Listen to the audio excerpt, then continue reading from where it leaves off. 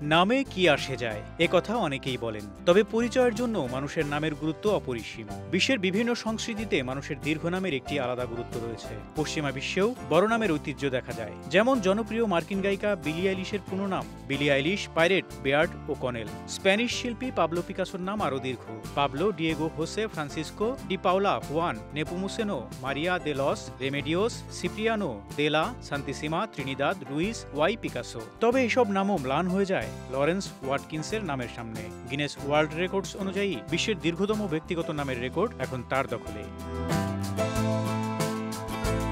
Lawrence Watkins 1990 সালের মার্চে নিউজিল্যান্ডে জন্মগ্রহণ করেন। তিনি তার নামের সঙ্গে 2000টির বেশি মধ্যনাম যুক্ত করার জন্য আইনগতভাবে নিজের নাম পরিবর্তন করেন। তার পুরো নামে বর্তমানে মোট 2253টি অনন্য শব্দ রয়েছে। এই নাম তাকে দীর্ঘতম ব্যক্তিগত নামের জন্য গিনেস ওয়ার্ল্ড রেকর্ডস খেতাব এনে দিয়েছে।